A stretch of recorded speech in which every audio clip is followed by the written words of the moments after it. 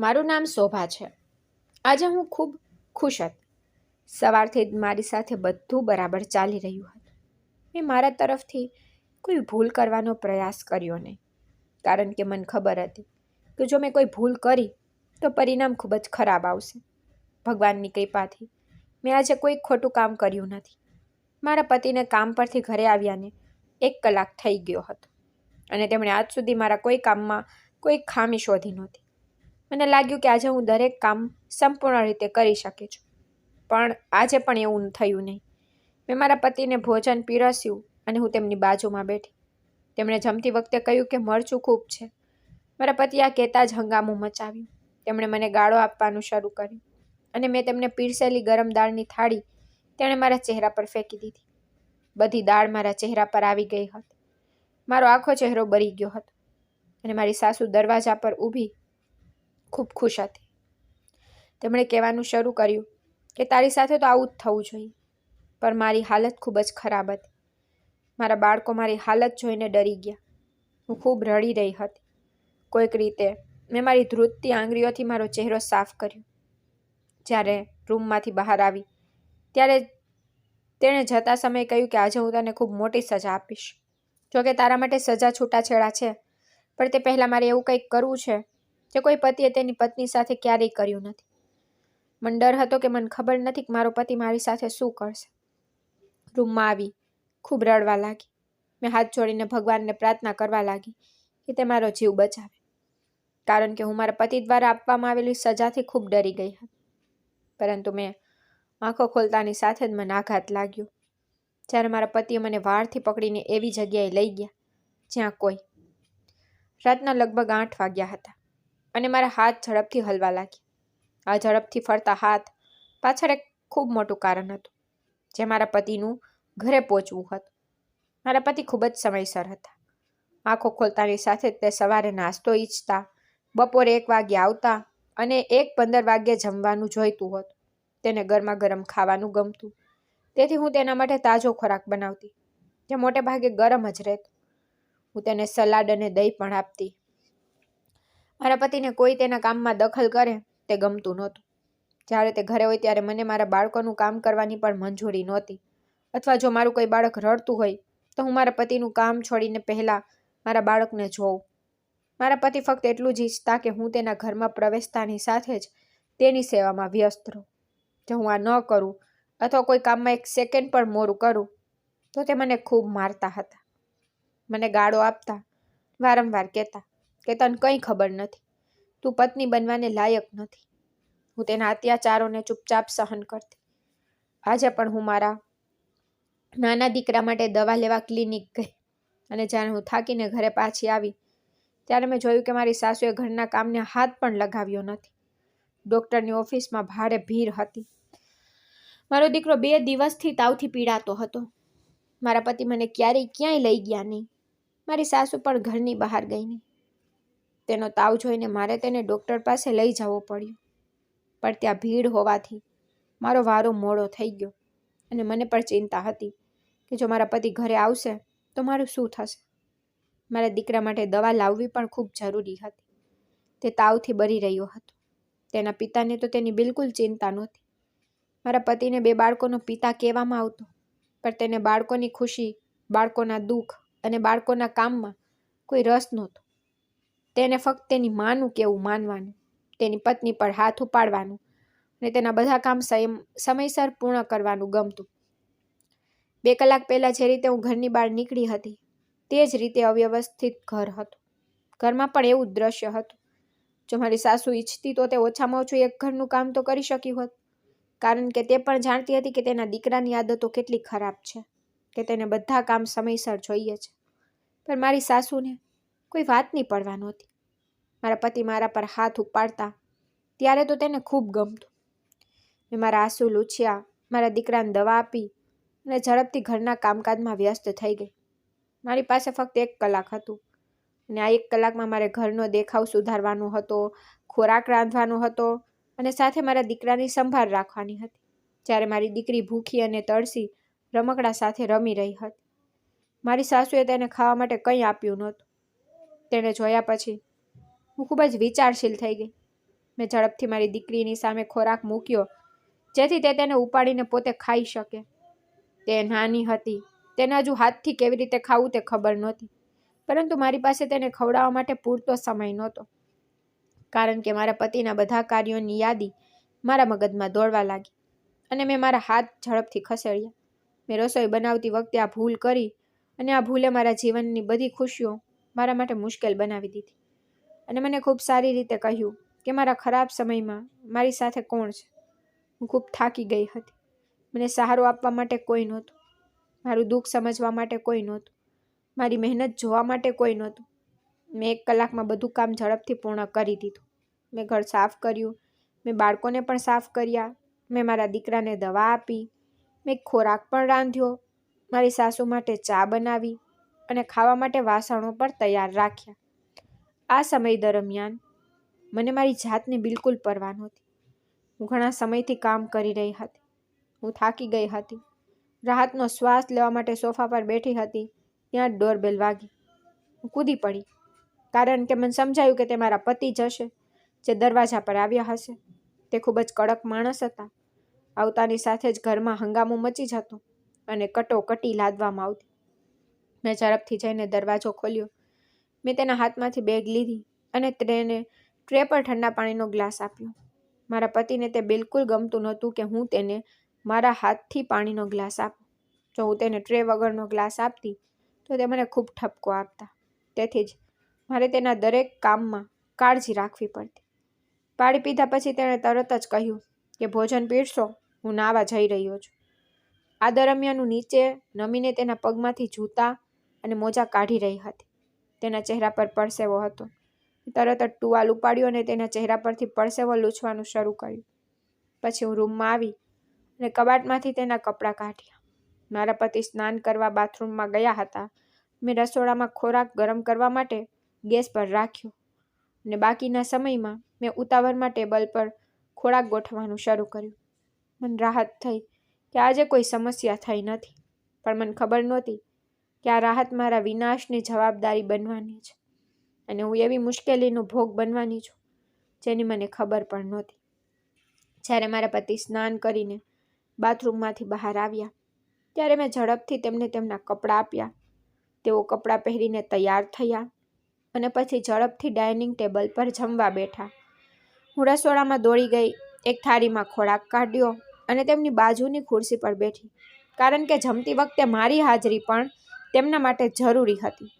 જો હું તેમની આસપાસ ન હોય તો તેઓ બૂમો પાડતા અને ખૂબ ગુસ્સે થતા. જ્યારે તેઓ ઘરે હોય ત્યારે મારે બાળકોને તેમના રૂમમાં મોકલવા પડતા અથવા તેમને સુવડાવવા પડતા, કારણ કે તેમને બાળકો રડતા બિલકુલ પસંદ નહોતા. હું મારા પતિને ખોરાક ખાતા જોઈ રહી હતી. મેં તેમને પહેલેથી જ પ્લેટમાં દાળ પીરસી હતી. તેણે હમણાં જ પહેલો કોળિયો ખાધો. તે પછી તેણે જે કર્યું તે મને જીવનભર યાદ રહેશે. તે ક્ષણે તેણે મારા ચહેરા પર ઉકળતી દાળની પ્લેટ ફેંકી જે હું ચૂલા પરથી ગરમ થાળીમાં લાવી હતી, અને તે પછી મેં તેને તેની થાળીમાં પીરસી હતી. તેણે તે ઉકળતી ગરમ દાળની પ્લેટ મારા ચહેરા પર ફેંકી. પ્લેટ દૂર પડી ગઈ. બધી દાળ મારા ચહેરા અને કપડાં પર પડી. તે મારા હાથ પર પણ પડી. આ બધાથી હું મારા હોશ ગુમાવી બેઠી અને મેં તરત જ મારી આંખો બંધ કરી જોરથી ચીસો પાડી. એટલી હદે કે મારી ચીસોનો અવાજ મારા આખા ઘરમાં સંભળાયો હતો. મારા બાળકો ડરથી રડવા લાગ્યા અને મારી સાસુ તેના રૂમમાંથી બહાર આવી અને તમાશો જોયો, પરંતુ તેણીએ મને કોઈ સહારો આપવાની હિંમત કરી નહીં. તે મને મદદ કરી શકી હોત અથવા આશ્વાસનના થોડા શબ્દો પણ કહી શકી હોત. તે તેના રૂમના દરવાજા પર ઊભી હતી અને હસતી હતી, જાણે કોઈ મોટી લડાઈ જીતી ગઈ હોય. તેના ચહેરા પર કોઈ અફસોસ નહોતો. તે ખૂબ જ રસથી તમાશો જોઈ રહી હતી. મારા પતિ આગળ આવ્યા, મારા વાળ પકડી લીધા. મેં ચીસો પાડી. મારા ચહેરાને હાથ પર તીવ્ર બળતરા થઈ રહી હતી. પતિએ મારું મોઢું પકડીને થાળીમાં રાખેલી બચેલી દાળમાં મારો ચહેરો ડુબાડવાનું શરૂ કર્યું. મારી ચીસો વધુ તીવ્ર બની ગઈ. મેં રડતા રડતા કહ્યું, શું થયું? મેં શું કર્યું? મેં આ પ્રશ્ન પૂછ્યો તો મારા પતિએ મારા ચહેરા પર જોરથી થપ્પડ મારી. ખોરાકની બળતરાથી મારો ચહેરો પહેલેથી જ લાલ થઈ ગયો હતો અને મારું આખું અસ્તિત્વ બળી રહ્યું હતું. તેણે આગળ વધીને મને 2 વાર થપ્પડ મારી અને મારા દુઃખને બમણું કરતાં કહ્યું કે મેં તારા જેવી નકામી અને અજ્ઞાની સ્ત્રી સાથે લગ્ન કરીને મારા જીવનની સૌથી મોટી ભૂલ કરી છે. હવે હું તને મારા ઘરમાં સહન કરી શકતો નથી. હવે ભૂલ સુધારવાનો સમય આવી ગયો છે. તને ખબર છે કે દાળમાં મરચું એટલું હતું કે મારી સાથે કંઈ પણ થઈ શકે. ક્યારે તું ખૂબ મીઠું નાખે છે, ક્યારેક ખૂબ ઓછું મીઠું નાખે છે, ક્યારેક ખૂબ મરચાં નાખે છે અને ક્યારેક ખૂબ તેલ નાખે છે. મને સમજાતું નથી કે તું ક્યારે રસોઈ શીખીશ. છેવટે તું ઘરે શું શીખી છે? જુઓ, આ મારી મહેનતની કમાણી છે. એ પૈસાનો બગાડ નથી કે તું તેના પર બધા પૈસા બગાડી રહી છે. અને યોગ્ય ખોરાક પણ રાંધતી નથી. તેને મને ગાળો આપવાનું શરૂ કર્યું. તેને મારો હાથ પકડીને મને જમીન પર ધક્કો માર્યો અને પછી એવું કંઈક કહ્યું જેનાથી મારા પગ નીચેથી જમીન નીકળી ગઈ. તેણે મને કહ્યું કે આજે હું તને છૂટાછેડા આપીશ. મારા ઘરમાં તારા જેવી સ્ત્રી માટે કોઈ સ્થાન નથી. પણ તને છૂટાછેડા આપતા પહેલાં હું તારી સાથે એવી રીતે વર્તન કરીશ કે મારું હૃદય ઠંડુ પડી જશે અને આ પછી તું મારા જીવનમાંથી કાયમ માટે નીકળી જશે. આ સાંભળીને હું વેદનામાં ડૂબી ગઈ અને રડવા લાગી. મને હજુ પણ તે દિવસ યાદ છે જ્યારે હું લગ્ન પછી આ ઘરમાં આવી હતી અને તે સમયથી મારો વિનાશ શરૂ થયો. આ પહેલાં પણ મારું જીવન ફૂલો જેટલું સુંદર નહોતું. મારા જીવનમાં ફક્ત કાંટા જ હતા. જ્યારથી મેં મારો આંખો ખોલી ત્યારથી હું મારી જાતને કસોટીઓથી ઘેરાયેલી જ જોતી. હું ધ્રુસકે ધ્રુસકે રડતી, ભગવાનને પ્રાર્થના કરતી. હું કહેતી કે હે ભગવાન, મારા જીવનની આ મુશ્કેલ કસોટીઓ ક્યારે સમાપ્ત થશે કે નહીં? છેવટે મારે ક્યાં સુધી પીડા સહન કરવી પડશે કે મારું જીવન મુશ્કેલ કસોટીઓનું બીજું નામ છે? મેં ક્યારેય વિચાર્યું નહોતું કે મને જીવનમાં ક્યારેય સ્મિત પણ નહીં મળે. મને ખબર નથી કે ભગવાને મારું જીવન આટલું મુશ્કેલ કેમ બનાવ્યું છે. આ પ્રશ્ન મારા મનમાં વારંવાર આવતો રહ્યો. મારા જીવનની વાર્તા ત્યારે શરૂ થઈ જ્યારે હું એક અમીર પરિવારમાં જન્મી અને મને પોતે ખબર નહોતી કે તેનો અંત ક્યારે આવશે. જ્યારે મેં આંખો ખોલી ત્યારે મેં મારી જાતને એક એવા પરિવારમાં જોઈ જ્યાં જીવનની દરેક સુવિધા ઉપલબ્ધ હતી. પરંતુ કદાચ પરિવારના સભ્યો મને સ્વીકારવામાં રસ ધરાવતા નહોતા. કોઈ મને પ્રેમ કરતું નહોતું અથવા કદાચ હું આ દુનિયામાં તેમના પર બોજ, ભાર ઉમેરવા આવી હતી. તેઓએ મને ભાર સિવાય બીજું કંઈ માન્યું નહીં. મારા જન્મ સમયે ન તો કોઈ ખુશી ઉજવવામાં આવી હતી કે ન તો મીઠાઈ વેચવામાં આવી હતી. જોકે હું ત્રીજી બાળક હતી અને ત્રીજું બાળક હોવું એ કોઈ અસામાન્ય વાત નથી. મારા માટે એક મોટો અકસ્માત સાબિત થયો કે મારો જન્મ એવા પરિવારમાં થયો જ્યાં કોઈને મારી જરૂર નહોતી. મમ્મી અને પપ્પા એક સમૃદ્ધ પરિવારના હતા, પરંતુ તેમની વિચારસરણી એ જ જૂની અને રૂઢિચુસ્ત હતી. મારી દાદીને એક દીકરો જોઈતો હતો અને મારી માએ 3 દીકરીઓને જન્મ આપ્યો. મારી દાદીને બિલકુલ ગમ્યું નહીં. આ ઘરમાં મને નકામી વસ્તુ તરીકે ગણવામાં આવી ને બીજા કોઈને આપી દેવામાં આવી, જેથી બીજા લોકો પણ મારો ફાયદો ઉઠાવી શકે. અને અહીંથી મારું જીવન બદલાવા લાગ્યું. મારા પિતા તેના માતા પિતાના એક માત્ર પુત્ર હતા. તેમને બીજા કોઈ ભાઈ બહેન નહોતા. તેથી મારી દાદી હંમેશા ઈચ્છતી કે તેના દીકરાને ફક્ત દીકરા જ હોય, જેથી તેમનો પરિવાર વધે અને વંશ ચાલુ રહે. એવું નહોતું કે મારી દાદી દીકરીઓ ઈચ્છતી નહોતી. તેમને દીકરીઓ પણ જોઈતી હતી, પણ દીકરીઓની સાથે સાથે તેમને દીકરો પણ જોઈતો હતો. મારા પિતાને પણ દીકરો જોઈતો હતો, કારણ કે તેમને પહેલેથી જ 2 દીકરીઓ હતી. પણ જ્યારે મમ્મી ત્રીજી વાર ગર્ભવતી થઈ પછી મારો જન્મ થયો ત્યારે મને જોતા જ બધાના સપના ચકનાચૂર થઈ ગયા. આ મમ્મી અને પપ્પાની પસંદગીના લગ્ન હતા. શરૂઆતમાં મારી દાદી મમ્મી પર ગુસ્સે થતી હતી, કારણ કે તે પપ્પાને તેમની પસંદગીની છોકરી સાથે લગ્ન કરાવવા માંગતી હતી. પણ પપ્પાને મારી માં ગમતી હતી. મમ્મી પપ્પાની ઓફિસમાં પણ કામ કરતી હતી. અહીંથી તેમની મિત્રતા શરૂ થઈ અને અહીંથી તેમનો પ્રેમ શરૂ થયો. મમ્મી અને પપ્પાના પરિવાર વચ્ચે ઘણો તફાવત હતો. પપ્પા એક ઉચ્ચ વર્ગના પરિવારના હતા. તેઓ જે કંપનીમાં કામ કરતા હતા ત્યાં મેનેજર તરીકે નોકરી કરતા હતા, જ્યારે મારી મા એક મધ્યમ વર્ગીય પરિવારની હતી અને મારા પિતાની કંપનીમાં એક સામાન્ય કર્મચારી હતી. મારી મા તેના બધા ભાઈ બહેનોમાં સૌથી મોટી હતી, તેથી તેના ભાઈ બહેનોની સંભાળ રાખવાની અને તેમના ખર્ચાઓ ઉઠાવવાની તેની ફરજ હતી. આ જ કારણ હતું કે અમુક હદ સુધી મારી માએ મારા પિતાને તેના જાળમાં ફસાવી દીધા. આ કેવું યોગ્ય નથી, પણ તે સાચું હતું, કારણ કે મારી મા એક સુંદર જીવન જીવવા માંગતી હતી અને આ માટે તેણીએ કોઈ ધનવાન વ્યક્તિ સાથે લગ્ન કરવા જરૂરી હતા. મારા પિતા તેમની કંપનીમાં સિનિયર મેનેજર હતા. મારી માને આ વાત ખૂબ ગમતી હતી, તેથી તેણીએ મારા પિતાને તેના પ્રેમના જાળમાં ફસાવી દીધા. તેમની વચ્ચે પ્રેમ વધ્યો અને આમ બંને લગ્ન કર્યા. જ્યારે તેમના પરિવારમાંથી કોઈ પણ આ લગ્ન માટે તૈયાર નહોતું અને તેઓએ પોતાની મરજી મુજબ કર્યું અને કોર્ટમાં લગ્ન કર્યા. પછી મારા પિતા મારી માતાને તેના ઘરે લાવ્યા. જ્યારે દાદીએ મારી માતાને થોડોક ઠપકો આપ્યા પછી તેને તેની પુત્રવધુ તરીકે સ્વીકારી લીધી, કારણ કે મારી માં સુંદર હતી અને તેનો દેખાવ બિલકુલ મારી દાદી ઈચ્છતી વહુ જેવો જ હતો. અમારું ઘર ખૂબ જ મોટું હતું. તેમાં ઘણા રૂમ હતા. ત્યાં નોકરો કામ કરતા. દુનિયાની દરેક સુવિધા ઉપલબ્ધ હતી, પણ કદાચ આ સુવિધાઓ મારા માટે બનાવવામાં આવી નહોતી. આ ઘર મારા માટે અજાણ્યું હતું અને અહીંના લોકો મને ક્યારેય મારા પોતાના લાગ્યા જ નહીં. મારા માતા પિતા હોવા છતાં તે ઘર મારું નહોતું. મારા પહેલાં મારી માએ 2 વધુ દીકરીઓને જન્મ આપ્યો હતો, જેના પર દાદીએ અવાજ ઉઠાવવાનું શરૂ કર્યું કે આ વખતે જન્મનાર બાળક છોકરો જ હોવો જોઈએ. મમ્મી આનાથી ખૂબ ડરી ગઈ અને તેણે પિતાને વધુ બાળકો થવા દેવાનો ઇનકાર કર્યો. પછી કુદરતે તેનો સાચો રંગ બતાવ્યો અને મમ્મી ફરી એકવાર ગર્ભવતી થઈ. આ વખતે તેને પણ વિચાર્યું કે તેને 2 દીકરીઓ છે. હવે કદાચ ભગવાન તેને દીકરો આપશે. પરંતુ જ્યારે હું 9 મહિના પછી જન્મી ત્યારે ઘરના બધા સભ્યો નિરાશ થઈ ગયા. મમ્મીને ડર હતો કે દાદી ઘરમાં હંગામો મચાવશે અને હું એક માસૂમ નાની છોકરી હતી, જેને ખબર નહોતી કે તેના પરિવારમાં શું ચાલી રહ્યું છે અને તેનો પરિવાર શું ઈચ્છે છે. હમણાં માટે મારા જન્મના 3જા દિવસે નિર્ણય લેવામાં આવ્યો અને મને એક નિસંતાન દંપતીને આપવામાં આવી, જે ખૂબ જ મુશ્કેલીથી પોતાનો ખર્ચ સંભાળી રહ્યા હતા. કાશ હું તે સમયે નાની ન હોત અને સભાન હોત, તમે મારા પોતાના હાથે મારું ભાગ્ય લખ્યું હોત. પણ મને દુઃખ હતું કે હું એવું ન કરી શકી અને હું એક ઉચ્ચ વર્ગના પરિવારમાંથી એવા પરિવારમાં આવી જ્યાં ગરીબી અને બાળકોનો અભાવ હતો. મમ્મીએ મને એકવાર પણ અમીર પરિવારમાં આપવાનું વિચાર્યું નહોતું. તેના બદલે મને એવા લોકોને આપવામાં આવી હતી જેઓ પોતે ગરીબીનું જીવન જીવી રહ્યા હતા અને તેઓ બીજા કોઈ નહીં પણ મારી માના ભાઈ હતા. એટલે કે મને મારા મામા અને મામીને દત્તક આપી દેવામાં આવી હતી.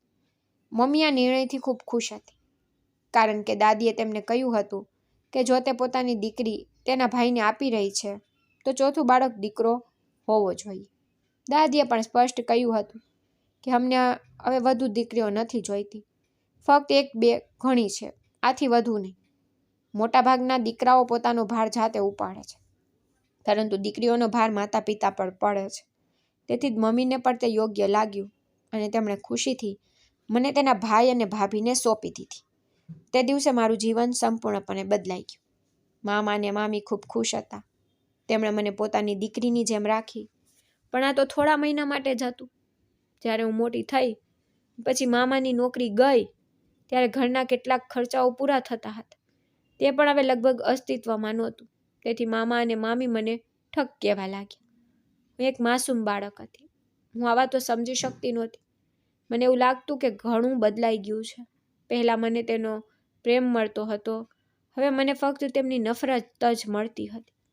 હવે હું કોઈ પણ વસ્તુનો ભાગ રહી નથી. મારા માતા પિતાએ મને આ લોકોને સોંપી દીધી હતી અને ક્યારેય પાછળ વળીને જોયું નહીં.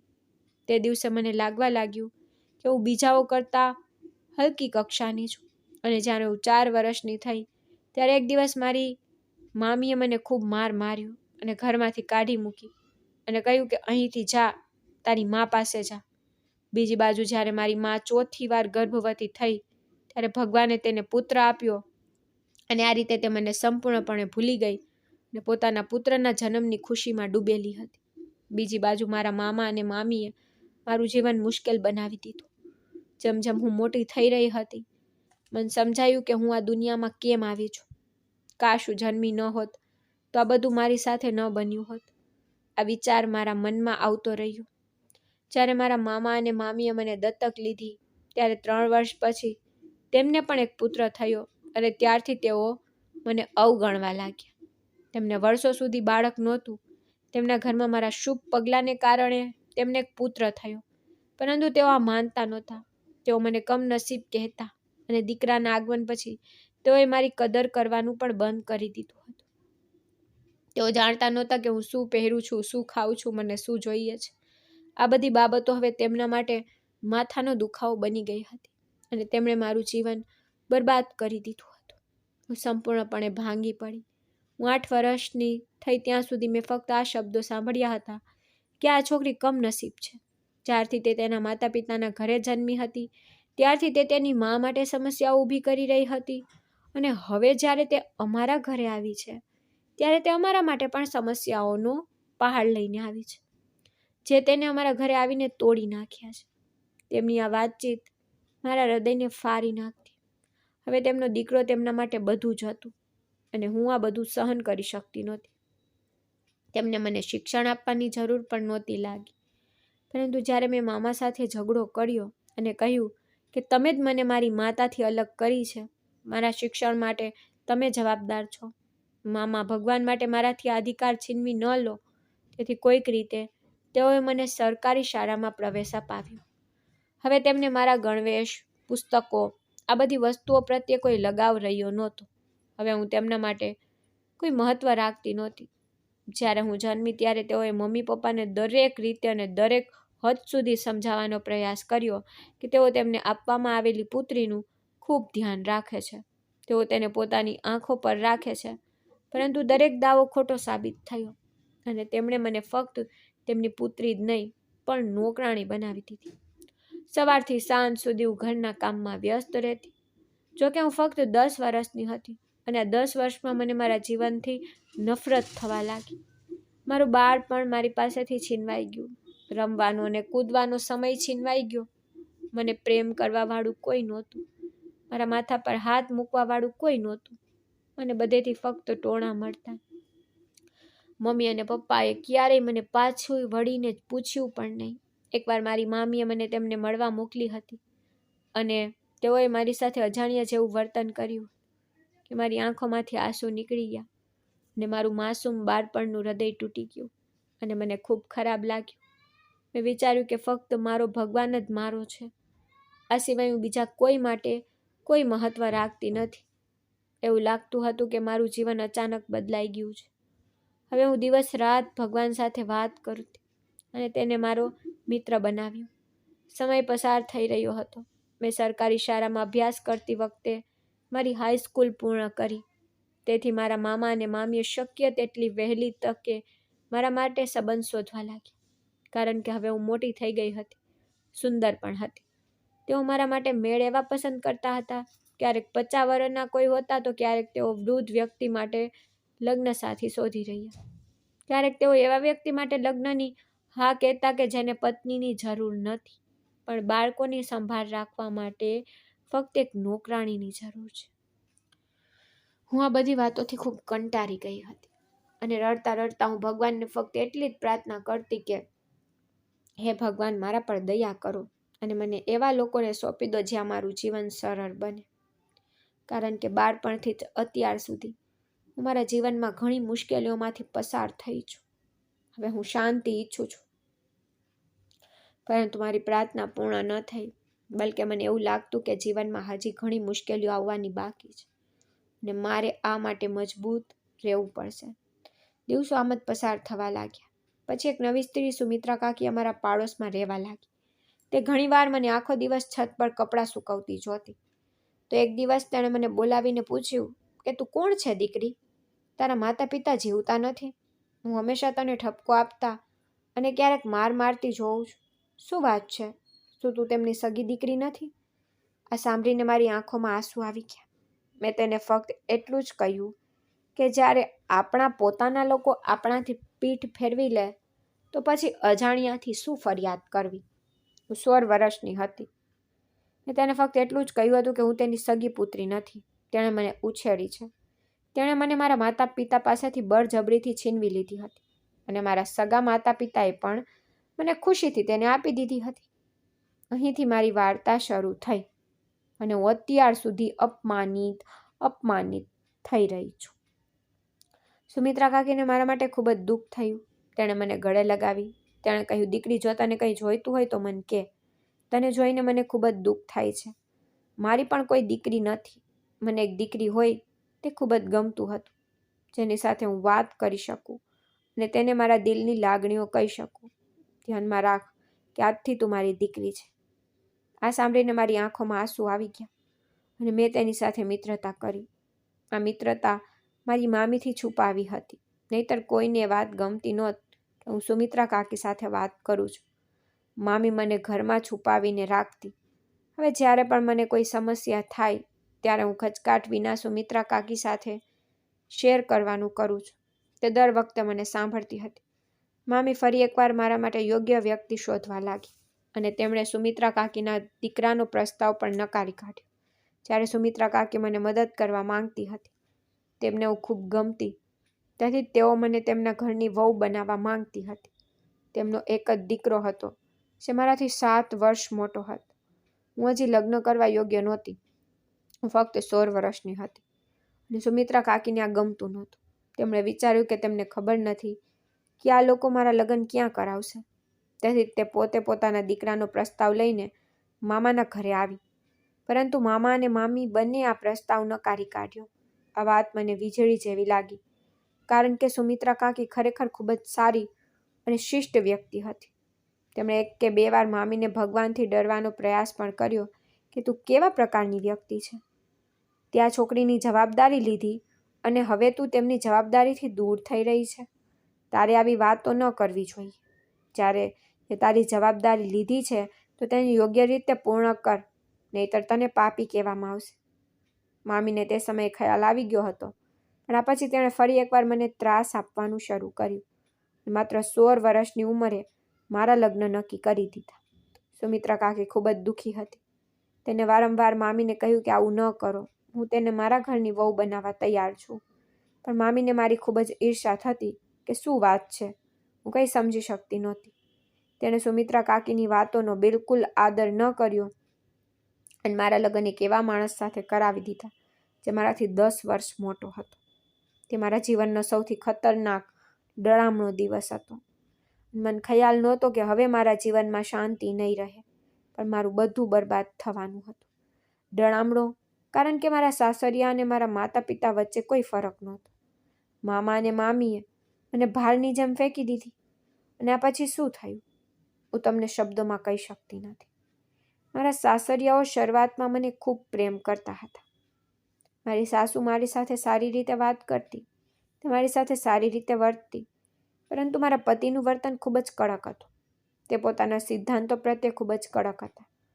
સમયસર કામ પૂરું કરવાનું પસંદ કરતા, પરંતુ જે રીતે તે પછી વર્તતા તે પહેલાં ક્યારેય એવું વર્તન કરતા નહોતા. પહેલાં તેઓ મારા મામા અને મામી જેવા જ હતા, પરંતુ તે પછી તેઓએ મારી સાથે જે કંઈ કરવા લાગ્યા તેનાથી મારું આખું અસ્તિત્વ હચમચી ગયું. મારા સાચા માતા પિતાને મારી બિલકુલ પરવા નહોતી. તેમને મારી સંભાળ રાખવામાં કોઈ રસ નહોતો. તેમણે ક્યારેય એ જાણવાનો પ્રયત્ન કર્યો નહીં કે હું કોઈ સ્થિતિમાં મારું જીવન જીવી રહી છું. તેના બદલે તેઓએ પોતાના જીવનમાં વ્યસ્ત હતા. તેમણે તેમની 2 મોટી દીકરીઓ એટલે કે બહેનોના લગ્ન સારી જગ્યાએ કરાવ્યા. તેમણે તેમને ઘણું દહેજ આપ્યું અને અહીં દહેજ ન લાવવા બદલ મને સજા કરવામાં આવતી. મારે મારા સાસરિયાના ઘરમાં ઘણું સહન કરવું પડ્યું. મારા પતિ ખૂબ જ કડક વર્તન ધરાવતા વ્યક્તિ હતા. તેમણે ક્યારેય મને પ્રેમ અને સ્નેહથી જોઈ નહીં, ન તો તેઓએ ક્યારેય મારું સન્માન કર્યું. તેનાથી વિપરીત તે હંમેશા નાની નાની બાબતોમાં મને હેરાન કરતા. ક્યારેક એક ભૂલ માટે, ક્યારેક બીજી ભૂલ માટે. આ બધાથી ઉપર મને બાળકો પણ થતા નહોતા. મારા લગ્નને 1 વર્ષ થઈ ગયું. મેં તે વર્ષ મહેણા ટોણા અને અપમાનમાં વિતાવ્યું. કહેવામાં આવતું તને બાળકો કેમ નથી થતા, તને ઘરકામ આવડતું નહોતું, તને શિષ્ટાચાર પણ નથી, હું એક અભદ્ર વહુ છું. મારે મારી સાસુ પાસેથી આ બધું સાંભળવું પડતું.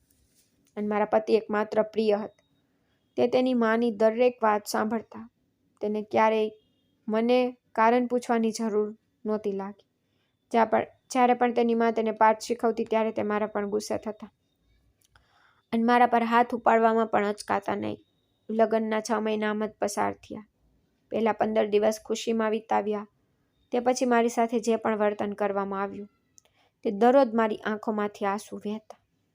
હું ખૂબ જ નબળી પડી ગઈ હતી. એક દિવસ જે ફક્ત નામનું મારી માનું ઘર હતું મારા મામા અને મામીનું ઘર. હું તેમના ઘરે ગઈ અને કહ્યું કે હું ફરી ક્યારેય મારા સાસરિયાના ઘરે નહીં જાઉં. તેથી મારા મામા અને મામીએ મારો હાથ પકડીને મને ઘરમાંથી કાઢી મૂકી. કહેવા લાગ્યા કે જો તું થોડા સમય માટે અહીં આવવા માંગતી હોય તો ચોક્કસ આવ, પણ અમે તને કાયમ માટે રાખી શકતા નથી. તને દત્તક લેવી અમારી સૌથી મોટી ભૂલ હતી. તેમણે પોતાના દીકરાના લગ્ન પણ કરાવી દીધા હતા અને તેની પત્ની પણ આવી ગઈ હતી. તેથી હવે મેં ત્યાં જવાનું સંપૂર્ણપણે બંધ કરી દીધું અને હું લાચાર અને મજબૂર બની ગઈ. તે સમય દરમિયાન મેં મારા સાચા માતા પિતા સાથે ઘણીવાર વાત કરવાનો પ્રયાસ કર્યો. મેં મારી મા સાથે ફોન પર એકવાર વાત કરી, પણ તેણે મારી સમસ્યા પર કોઈ ધ્યાન આપ્યું નહીં. પાછું તેણે મને સલાહ આપવાનું શરૂ કર્યું કે દીકરી, શરૂઆતમાં તો બધાએ સહન કરવું જ પડે છે. તું પણ સહન કરી લે. જ્યારે હું તેને શું કહી શકું કે હું શું સહન કરી રહી હતી અને હું કેવું જીવન જીવી રહી છું. મારા માનું ઘર પણ મને કોઈ રાહત આપી શક્યું નહીં. હવે એવું લાગતું કે મારા સાસરિયાના ઘરમાં બધી મર્યાદાઓ ઓળંગી ગઈ છે. જો ખોરાકમાં થોડી પણ કમી હોય તો મારો પતિ તે વસ્તુ ઉપાડીને ફેંકી દેવાનું શરૂ કરી દેતો અને મારી સાસુ દૂર ઊભી રહીને તમાશો જોતી. તેણીએ તેના દીકરાને બિલકુલ રોક્યો નહીં કે તેણીએ એવું પણ કહ્યું નહીં કે તે પણ કોઈની દીકરી છે. જો આજે તું તેની સાથે સારો વ્યવહાર કરશે તો કોઈ તારા બાળકો સાથે પણ સારો વ્યવહાર કરશે. પણ ન તો મારી સાસુ કોઈથી ડરતી, ન તો મારા પતિને તેને ખબર નહોતી કે સ્ત્રી સાથે કેવી રીતે વર્તું કરવું. તેને ફક્ત તેનું કામ અને તેનું માન ખૂબ ગમતું અને તેણે મને પગ નીચે કચડી નાખી. એક દિવસ એવી ઘટના બની, તેણે મને સંપૂર્ણપણે હચમચાવી દીધી. 2 બાળકોની મા બની ગઈ. લગ્ન પછી મને બાળકોનો જન્મ આપવામાં 4 વર્ષ લાગ્યા. પહેલાં મારી દીકરીનો જન્મ થયો, પછી મેં એક દીકરાને જન્મ આપ્યો. પછી મારી સાસુ થોડી શાંત થઈ, તેના ટોણા બંધ થઈ ગયા, પણ તેણે પાછળથી મારા પર હુમલો કરવાનું બંધ કર્યું નહીં. અને પછી કંઈક એવું બન્યું જે મેં ક્યારેય વિચાર્યું પણ નહોતું. તે રાત્રે મારો દીકરો બીમાર હતો. મારા પતિ મારી બાજુના પલંગ પર આરામથી સૂઈ રહ્યા હતા અને હું આખી રાત જાગી રહી હતી. સવારે જ્યારે હું મોડી ઉઠી ત્યારે મારા પતિએ ઘણી વાતો કહી અને હું તેમને શાંતિથી સાંભળતી રહી.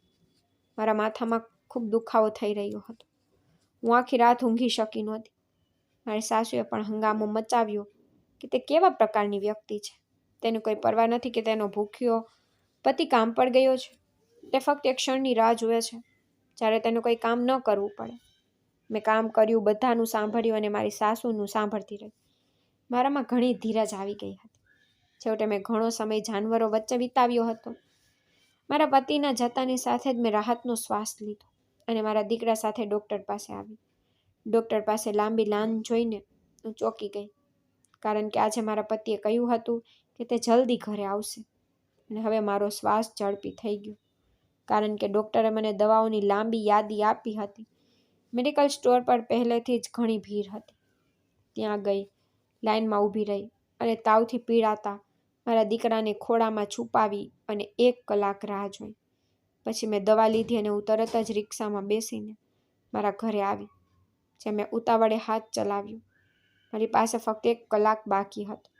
મારા પતિ 1 કલાક પછી આવવાના હતા અને મેં રોબોટની જેમ કામ કર્યું, કારણ કે મારી સાસુ રોજની જેમ મને મદદ કરતી નહોતી. પલંગ પર બેસીને મારી રાહ જોતી રહી. તેણીએ પોતાના માટે ચા પણ બનાવી નહીં. તે માટે પણ તેને મારી રાહ હતી. ખાવાનું પણ રંધાયું નહોતું. મારી દીકરી પણ ભૂખી હતી. આ બધું જોઈને હું રડવા લાગી. પણ જો હું રડીને સમય બગાડત તો મારા પતિ ફરીથી કહેત કે તારા જેવી તો હજારો છોકરીઓએ પોતાના ઘર વસાવી લીધા છે અને તને રડવા સિવાય કંઈ આવડતું નથી. પણ હું વધુ શું કરી શકું?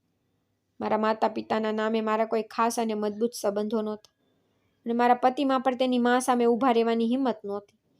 હકીકતમાં મારા પતિ પણ મારા નહોતા. હું દરરોજ મારા ભાગ્ય પર રડતી. પછી રડવામાં સમય બગાડવાને બદલે મેં ઝડપથી ખોરાક તૈયાર કર્યો. જ્યારે મારા પતિ આવ્યા ત્યારે મેં તેમને ખોરાક આપ્યો અને અહીંથી મુશ્કેલી શરૂ થઈ. આજે પહેલી વાર હું ખોરાકનો સ્વાદ લેવાનું ભૂલી ગઈ. ભૂલથી તેમાં 1 ચમચી વધુ મરચું ઉમેરાઈ ગયું અને મારા પતિએ ખોરાકનો પેલો નિવાલો લેતાની સાથે જ તેમને મરચું ખૂબ જ મજબૂત લાગ્યું. કંઈ પણ વિચાર્યા વિના તેમણે મારા માટે લાવેલી ઉકળતી દાળ મારા ચહેરા પર ફેંકી દીધી. હું ચોંકી ગઈ. મારું આખું અસ્તિત્વ ઈર્ષાથી બરવા લાગ્યું. ખોરાક એટલો ગરમ હતો કે મારા ચહેરા પર લાલ ડાઘા સ્પષ્ટ દેખાઈ રહ્યા હતા અને હું જોરથી રડી રહી હતી, ચીસો પાડી રહી હતી. મારા બાળકો મને જોઈને રડવા લાગ્યા અને મને ગળે લગાવી લીધી, પરંતુ મારા પતિને હજુ પણ મારા પર કોઈ દયા ન આવી. તેમણે મને જોરથી થપ્પડ મારી અને મને દૂર ધકેલી દીધી. જ્યારે મેં મારો ચહેરો સાફ કર્યો ત્યારે મારી આંખો ઝાંખી પડવા લાગી. મને આંખોમાં બળતરાનો અનુભવ થઈ રહ્યો હતો. હું જોરથી રડવા લાગી. મારી સાસુ દૂરથી ઊભી આ દ્રશ્ય જોઈને હસતી હતી. કહેતી હતી કે આ જ તારી સાથે થવું જોઈતું હતું. મેં વિચાર્યું કે હવે હું જમીનમાં ડૂબી જઈશ, પણ હું પાછળ ફરીને આ લોકો વચ્ચે મારું જીવન વિતાવીશ.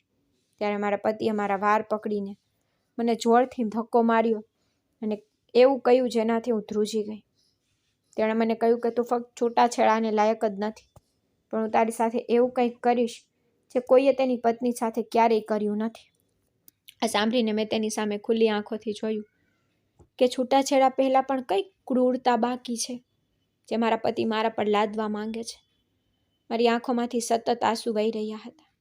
મેં મારા પતિ સામે હાથ જોડી દીધા, કારણ કે એવું વિચારવું સહેલું હતું કે હું તેના છૂટાછેડા આપીશ, તેનાથી અલગ થઈ જઈશ. પણ આવું કરવું ખૂબ મુશ્કેલ હતું. પરંતુ મારા પતિએ જે કંઈ કર્યું તે પછી તેને છોડી દેવાનો નિર્ણય મને ખૂબ જ સરળ લાગ્યો. મેં કંઈ વિચાર્યું નહીં, દોડીને મારી જાતને મારા રૂમમાં બંધ કરી દીધી. રાત્રે કોઈ અજાણ્યા સમયે મારા પતિએ મને જગાડી પહેરવા માટે કપડાં આપ્યા. તેણે કહ્યું, આ પહેરો અને તૈયાર થાવ. તે દુલ્હનના કપડાં હતા. તેને કહ્યું, આ તે જે કંઈ કર્યું છે તે જાણ્યા પછી પણ કે મને ખોરાક કેટલો પરફેક્ટ જોઈએ છે ત્યાંનું ધ્યાન રાખ્યું નહીં.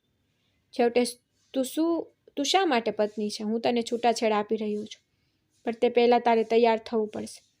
મારા કપડાં તેના બળજબરીથી બદલાઈ ગયા અને જ્યારે હું તૈયાર થઈને બહાર આવી ત્યારે તેણે મને દુલ્હન જેવો મેકઅપ કરવાનું કહ્યું. હું રડી રહી હતી અને તેના હાથમાં બંદૂક જોઈને મને ડર હતો કે જો મને કંઈક થશે ને તો મારા બાળકોનું શું થશે. અને અહીંથી મારા પતિએ તેની ક્રૂરતા શરૂ કરી. જ્યારે હું તૈયાર થઈ, મારી આંખોમાં આંસુ હતા, ત્યારે તેણે મને મારી આંખો લૂછવાનું કહ્યું અને મારો હાથ પકડીને મને ડ્રોઈંગ રૂમમાં મોકલી દીધી. આ દ્રશ્ય જોઈને મારી આંખો પહોળી થઈ ગઈ. તેના મિત્રો ત્યાં બેઠા હતા. લગભગ 6-7 મિત્રો હતા જે મને જાનવરોની જેમ જોવા લાગ્યા. એનો અર્થ એ થયો કે મારા પતિએ મને તેના મિત્રોને વેચી દીધી હતી અને મારા પતિએ મને છૂટાછેડા પણ આપી દીધા હતા. તેના મિત્રોને ઈશારો કરીને કહ્યું કે આ સ્ત્રીને ફાડી નાખો અને એવી જગ્યાએ લઈ જાઓ જ્યાંથી તે પરત ન આવી શકે. હું તેના બાળકો પણ તેનાથી છીનવી લઈશ. આ સ્ત્રી સજાને પાત્ર છે જે તેના પતિની સંભાળ રાખી શકતી નથી. આ સાંભળીને હું સહન ન કરી શકી. તે ક્ષણે મેં ડ્રોઈંગ રૂમમાં પડેલી ફૂલદાની ઉપાડી મારા પતિના માથા પર મારી. તેના મિત્રો તરફ આંગળી ચીંધીને મેં જોરથી બૂમ પાડી કે સાવધાન, જો તમારામાંથી કોઈ આગળ વધશે ને તો હું મારા ભાઈને ફોન કરીશ જે ગુપ્તચર એજન્સીમાં કામ કરે છે અને મને સારી રીતે ખબર છે કે આ પછી તમારા લોકોનું શું થશે. મારા પતિ હાલત જોઈને તેઓ ચોંકી ગયા. મારા પતિના માથામાંથી સતત લોહી વહી રહ્યું હતું અને તે પીડાથી પીડાઈ રહ્યો હતો. લોકો ચોંકી ગયા અને તરત જ ત્યાંથી ભાગી ગયા. પછી મેં પોલીસને ફોન કર્યો અને મારા બંને બાળકો સાથે ઘરેથી ભાગી ગઈ. મેં રસ્તામાં એક પોલીસ ગાડી જોઈ અને હું રસ્તા પર રડતી રડતી તેમનાથી મદદ માંગી બેસી. જ્યારે તેઓએ મારી હાલત જોઈ ત્યારે તેઓ કલ્પના પણ ન કરી શકે કે મારી સાથે શું થયું હશે. દોડી ગઈ અને હું પોલીસ ઇન્સ્પેક્ટર પાસે ગઈ. હાથ જોડીને તેમને કહ્યું કે મારા ક્રૂર પતિએ મને છૂટાછેડા આપ્યા જ નહીં, પણ મને તેના મિત્રોને વેચી પણ દીધી અને તે મારા બાળકોને રાખવાની પણ ધમકી આપી રહ્યો છે. મેં હિંમત ભેગી કરી રૂમમાં રાખેલી ફૂલદાની ઉપાડી મારા પતિના માથા પર મારી. મેં મારી જાતને બચાવવા માટે આ બધું કર્યું. મને મારા બાળકોના જીવનની ચિંતા છે. તે ચોક્કસપણે મારી પાસેથી બદલો લેશે અને મારો દુશ્મન બનશે. તેણે મને ખૂબ ત્રાસ આપ્યો છે. ઉપરાંત જ્યારે મેં ત્યાં હાજર મહિલા પોલીસ કોન્સ્ટેબલને મારા શરીર પરના નિશાન બતાવ્યા ત્યારે તેઓ મને પોલીસ સ્ટેશન જવા કહ્યું.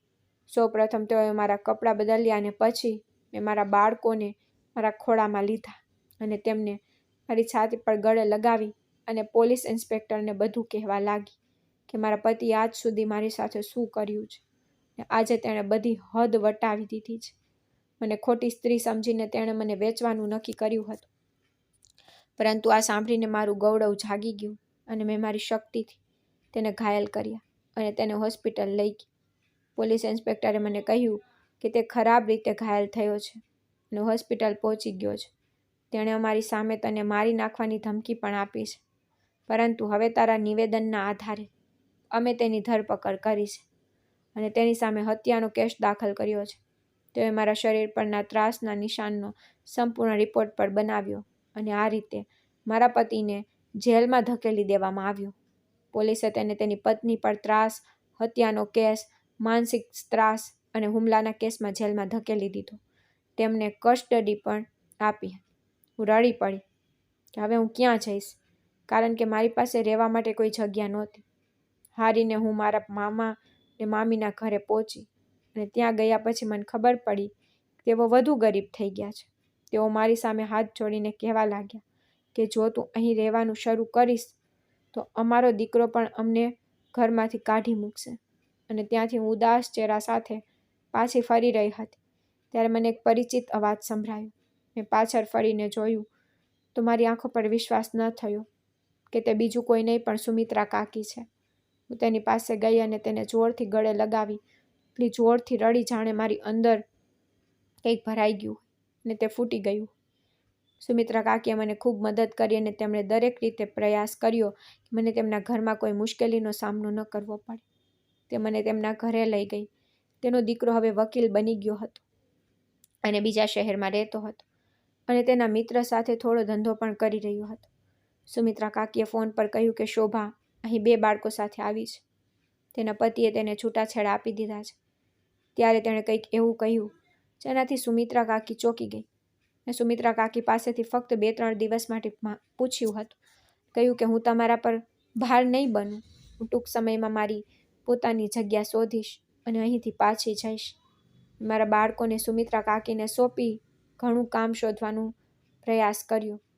પછી એક મહિલાએ મને કહ્યું કે જો તને સીવણ આવડતું હોય તો સીવણ શરૂ કર અને જો તું બાળકોને શીખવી શકે છે તો સાંજે ટ્યુશન લે. આ રીતે તારા ખર્ચાઓ ધીમે ધીમે ઉતરી જશે. મેં તેમની વાત પર ધ્યાન આપવાનું શરૂ કર્યું, પરંતુ તે પહેલાં મેં મારા ઘરેણાં વેચી દીધા અને ઘર ભાડે લીધું અને હું મારા બાળકો સાથે સુમિત્રા કાકીના ઘરેથી રહેવા માટે ગઈ હતી. સુમિત્રા કાકીએ મને ઘણી ના પાડી, પણ હું તેમની પાસેથી આટલો જ ઉપકાર લઈ શકતી હતી. જો મેં આનાથી વધુ ઉપકાર લીધો હોત તો કદાચ હું મારી જાતને મારી નજરે જોઈ શકી ન હોત. મેં ભગવાનનું નામ લઈને મારા બાળકોને સરકારી શાળામાં પ્રવેશ અપાવ્યો, કારણ કે મારા બાળકો ખૂબ નાના હતા. મારા પતિ અને સાસુને તેમને શિક્ષણ આપવામાં કોઈ રસ નહોતો. તેથી જ મેં તેમને મારી જાતે સરકારી શાળામાં પ્રવેશ અપાવ્યો અને હું પોતે આખો દિવસ ઘરે બેસીને સીવણ કામ કરતી. મેં મારી મામીને જોઈને સીવણ પણ શીખી હતી. જ્યારે હું ઘરમાં બધા ઘરકામ કરતી અને મામી તેમના કપડાં સીવતી ત્યારે હું તેમને ગુપ્ત રીતે જોતી રહેતી અને આજે આ કૌશલ્ય મારા કામમાં આવ્યું. ફક્ત 25 વર્ષની હતી. 25 વર્ષમાં મને ઘણા વર્ષોનો અનુભવ મળી ગયો હતો. મારા પતિને જેલની સજા ફટકારવામાં આવી. આ સમાચાર મારા માટે ખૂબ જ ખુશીના હતા. તે સમયે મેં ભગવાનને પ્રાર્થના કરી કે તે ક્યારેય જેલમાંથી બહાર ન આવે અને જ્યારે મને ખબર પડી કે તેને ઘણા વર્ષોની જેલની સજા ફટકારવામાં આવી છે ત્યારે મારી ખુશીનો કોઈ પાર નહોતો. મારા બાળકો ખૂબ શાંત થઈ ગયા અને મેં તેમને કહ્યું કે હવે હું તેમના પિતા અને તેમની મા છું. તેઓ કોઈ પ્રશ્ન પૂછતા નહોતા, કારણ કે તેઓ મારા જેવા ખૂબ જ ધીરજવાન અને સમજદાર બાળકો હતા. તેઓ ખૂબ સારી રીતે સમજી ગયા હતા કે અમારા પિતાએ અમારી મા સાથે સારું વર્તન કર્યું નથી. તેથી તેઓ સંપૂર્ણપણે ચૂપ રહ્યા. દિવસો પસાર થવા લાગ્યા. હું સવારે સીવવા બેસતી અને સાંજ સુધી સીવણ કરતી. સાંજે ઘરના કામ પણ ચાલુ રહેતા અને પછી સાંજે હું ટ્યુશન ભણાવતી, કારણ કે મેં હાઈ સ્કૂલ પૂર્ણ કરી હતી. ન તો મને મારા પરદેશી માતા પિતાનો કોઈ સમાચાર મળી શકતા હતા કે ન તો મને મારા સગા માતા પિતાના કોઈ સમાચાર મળી શકતા હતા. જોકે મેં પોતે પણ દરેક વસ્તુથી દૂર રહી હતી. વિચાર્યું હતું કે હું જે પણ બનીશ હું તે જાતે જ બનીશ. હું કોઈની મદદ નહીં લઉં. જોકે સુમિત્રા કાકી ઘણીવાર મારી અને મારા બાળકો પાસે આવતી અને તેમના સુખાકારી વિશે પૂછતી. એકલી સ્ત્રીનું રહેવું ખૂબ જ મુશ્કેલ કાર્ય હતું અને મને આ સંદર્ભમાં ઘણી મુશ્કેલીઓનો સામનો કરવો પડ્યો હતો. ક્યારેક કોઈ પુરુષ મુક્ત થવાનો પ્રયાસ કરતો, ક્યારેક કોઈ પુરુષ મને કોઈ કારણ વગર હેરાન કરતો. એકવાર કેટલાક છોકરાઓ મારા ઘરના દરવાજાની બહાર ઊભા રહીને જાણ કરતા કે હું કુંવારી છું, પણ પછી મારે સિંહણ બનીને તેમને કહેવું પડ્યું કે સ્ત્રીનો શિકાર કરવો એટલો સરળ નથી અને તેને તમારી જાળમાં ફસાવાનું પણ સરળ નથી. હું સમય પહેલાં જ મજબૂત બની ગઈ. મારા બાળકો પણ મોટા થવા લાગ્યા હતા. જ્યારે હું 27 વર્ષની થઈ ત્યારે મેં મારા પોતાના ખર્ચ બચત કરીને સારા પૈસા બચાવ્યા હતા. દિવસો પસાર થવા લાગ્યા. મેં મારા બાળકો માટે મારી ઘણી ઈચ્છાઓ છોડી દીધી. પછી એક દિવસ દરવાજો ખટખટ્યો.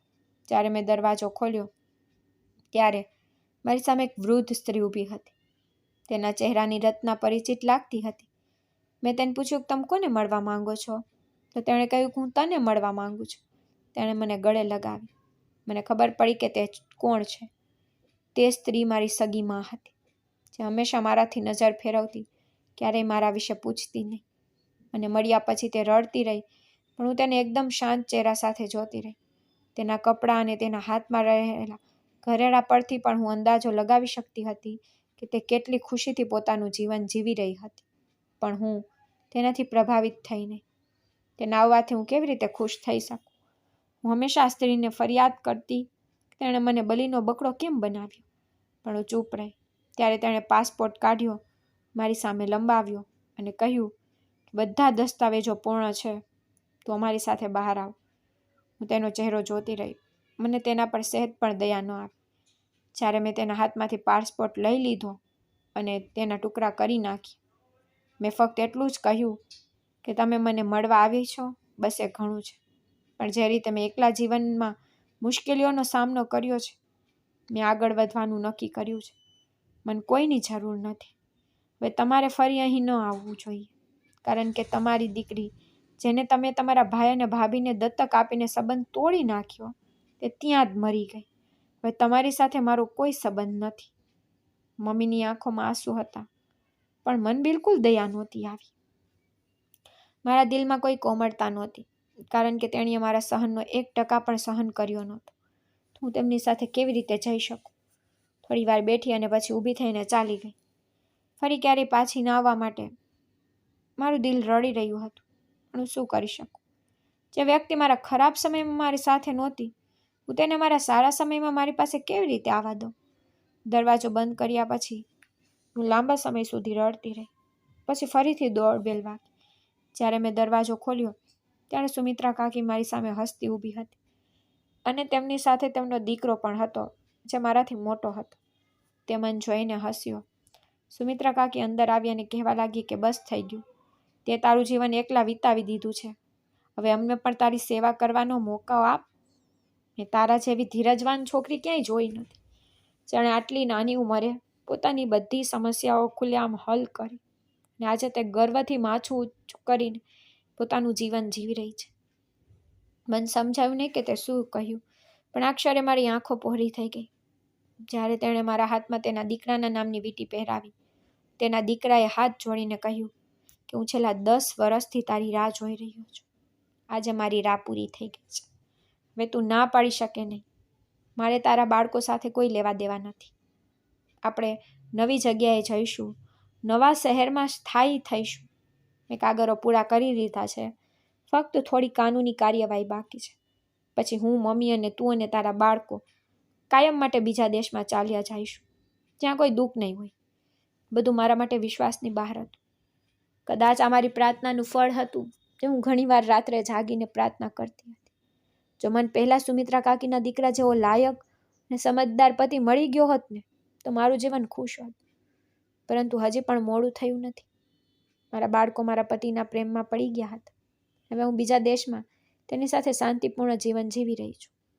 મારા જીવનના વળાંક પર હું આશ્ચર્યથી સ્મિત કરું છું કે ભગવાને મારા જીવનમાં ફક્ત ખુશી લખી હતી, પરંતુ ઘણા દુઃખોમાંથી પસાર થયા પછી બધા દુઃખોનો અંત આવ્યો છે અને ફક્ત મારા જીવનમાં ખુશીનો સમાવેશ થાય છે.